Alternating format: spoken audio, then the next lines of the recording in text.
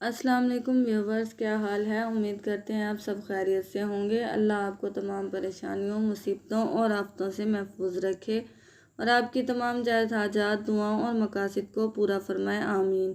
आज के हमारे डे इस्लामिक चैनल पर आप सबका खुश आमदीद। आज का हमारा मौजू है ख्वाब में क़यामत देखने के हवाले से। इसकी मुख्तलिफ़ सूरतें हैं और उसकी मुख्तलिफ़ ताबीरें हैं।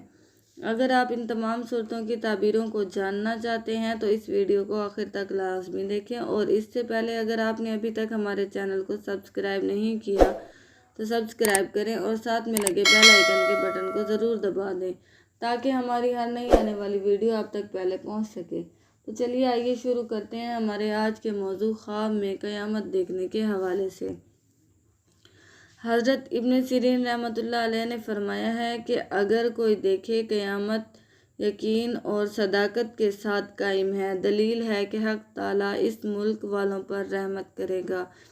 और अगर इस मुल्क का बादशाह जालिम है तो दलील है कि उन पर बला और आफत आएगी। और अगर मज़लूम हैं तो इनको जालिमों पर फतह होगी। और अगर देखी कि अहले मुल्क हक़ ताला के आगे खड़े हैं, दलील है कि उन पर हक़ ताला का कहर और गुस्सा होगा। हज़रत इब्राहीम करमानी रहमतुल्लाह अलैह ने फरमाया, अगर देखे कि क़यामत कायम है, दलील है कि मज़लूम जालिम पर काबू पाएगा। यानी अगर कोई किसी गम तकलीफ़ में मुब्तला है तो वो इस तकलीफ़ से खुलासी पाएगा। और अगर देखे कि कोई अलामत क़यामत की अलामतों में से ज़ाहिर हुई है, जैसा कि सूरज मगरिब से निकला है या दज्जाल मलून या याजूज मजूज ज़ाहिर हुए हैं, तो इसकी ताबीर ये है कि वो तौबा करे और हक़ ताला की तरफ रुजू करे।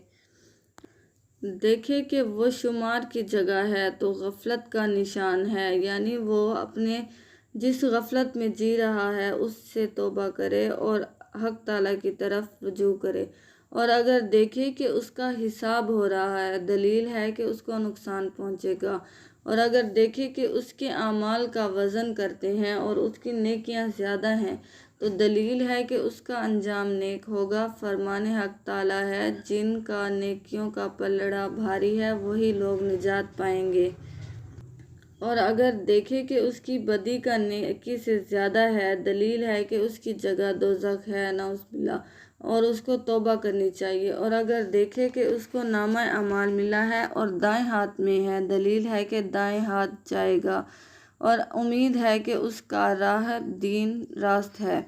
और अगर देखे कि उसको नामा अमाल दिया है और पढ़ने को कहा है, दलील है कि वो इस्लाह करे और अपने गलत कामों से छुटकारा हासिल करे। और अगर अपने आप को पुल सिरात पर देखे, दलील है कि राह रास्त पर है। और अगर देखे कि पुल सिरात से गुजर नहीं सकता, तो दलील है कि राह खता पर है, तौबा करनी चाहिए ताकि रज़ाए खुदा हो।